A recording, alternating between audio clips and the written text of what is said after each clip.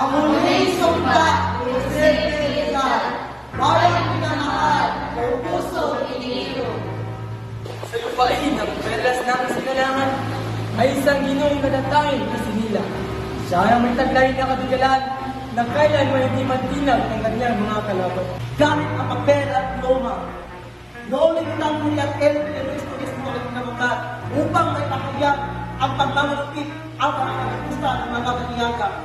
Iilan lamang ito sa kanyang mga isipula. Upang mamulang ang mga mata ng awa-awa, ito'y umanig ng mga papurit panghama. At nagsimula namang gumalaw ang mga dahon, subalit nangingibabaw pa rin ang katayuan ng mga nakakaahon.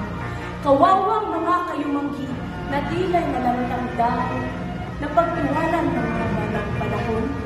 Lumipas ang mga dekada.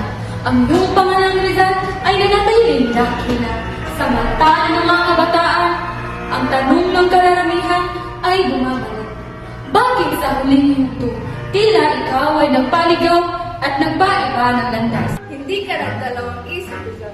Sa pili ng iyong iniinom na si Josephine, at kahit sa huling sandali, siya sa iyo'y naging mahalaga pa rin. Habang minabalot ka ng kamatayan at kalungkutan, ang iyong minamahal at tinatangin si Josephine ay nagbigay sa iyo ng kapayapaan at lakas sa kawalan.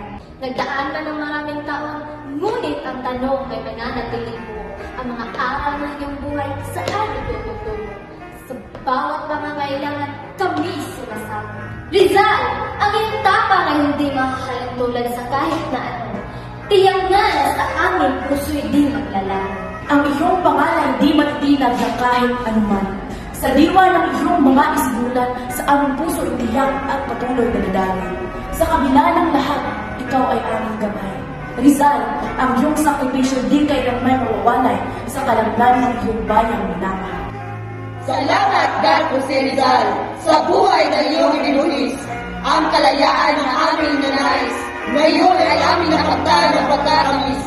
Dahil sa iyong kadakilaan, hindi na kami matitiis sa pag-alista ng mga bagayatan.